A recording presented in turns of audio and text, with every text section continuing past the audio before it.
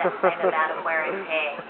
They can actually start to grow at an uneven rate, which can cause the nails to crack. In those cracks stand collects, saying can cause an infection and can result in a foot abscess, which is not what we want to see in our captive elephants. So we need to be able to have good hands-on care with our elephants so that we can maintain their feet, file their nails down for them and ensure that they stay in a good healthy condition so that they can lead a good long healthy lifestyle here in captivity. Now to be able to do this, we need to train our elephants, and therefore we train them through a method of handling called operant conditioning. This is basically training through positive reinforcement. We ask them for a behaviour, they give it to us, and we give them a positive reward. And today they're receiving sweet potatoes, carrots, and apples. So they are trained to do a number of different things. Hermai out the front here is a highly intelligent elephant. She knows up to about 60 to 70 different verbal commands. And they are taught these for a number of different reasons. Now, wanting to give us good access to all different parts of their body, as you can imagine, given their size, if they have a wound that requires treating on their back, it's not easier for us to access it, so we can get them to stretch out or lie down for it.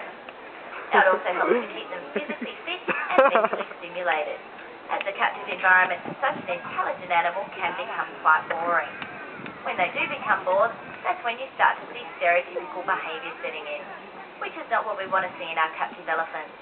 So by giving them new things to learn, different things to motivate and stimulate their minds, it helps to keep them busy and prevents this from happening. Now, first thing in the morning, we'll actually lay all of our elephants down and we give them a scrub bath from head to toe. We'll scrub them all over with a deck scrub and a horse shampoo. This helps to remove excess dead skin cells that build up on the skin surface, and they would remove these naturally in the wild by rubbing up against the rough bark on trees. Now, they don't have access to do that here in captivity, so we do need to be able to assist them with it to ensure that their skin stays in a healthy condition. Also, whilst we're giving them their bath, it's the perfect opportunity for us to check them over and ensure that they're in good health. Trisha, our oldest elephant at 52, has had some teething problems, so we do flush her mouth out for her first thing in the morning and ensure that her teeth are kept nice and clean. Now, we also take blood from our elephants once a week, and we do footwork on them fortnightly. And we'll come out here in the exhibit and interact with them as much as we can throughout the day. Much of our day is actually spent interacting with the elephants, and we do have a variety of things we can use to stimulate their minds. As you can imagine, food is one of their favourites, and we do give it to them in a variety of shapes and forms. We have various treat barrels that we can hang from the scratching poles within the enclosure. We'll fill these with different treats so they actually have to bang the barrel around to retrieve the treat. We'll also freeze different treats in water so they actually have to smash the ice to get to the treats. And we'll play different games with them, such as soccer with a large big ball.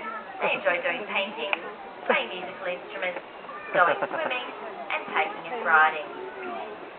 So as I mentioned earlier, we do house a male here at the zoo. He's housed separately to the females. The main reason for this is that male elephants in the wild do separate themselves off from the herd between the ages of 8 and 14 years of age. This is when they reach sexual maturity. They'll actually take themselves away and either form a small bachelor group or become completely solitary, only coming into contact with other elephants when they're actually ready to breed. If we did have our male out here in the enclosure with the females, he will be quite aggressive towards them and could do them a great deal of harm. It would also mean, however, that we couldn't come out here in the enclosure and interact with the females. Now, because of this, we work him in a different system. We work him in what we call protected contact. This basically means there's always a safety barrier between him and us. We never actually enter his enclosure. He is, however, extremely intelligent and is very quickly able to make nice children and working under these circumstances. And therefore,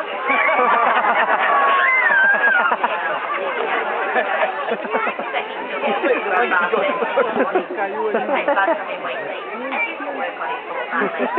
And we'll interact with him throughout the day to ensure that his mind is stimulated and motivated. Vem de novo, Today, all our elephants get connected to their bars, and they can go come and go as Oh meu Deus, cara.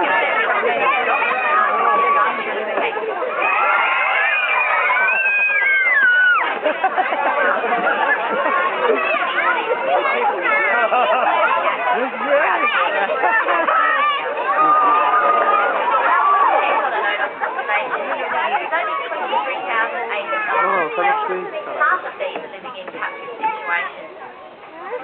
Lots of noise. Lots of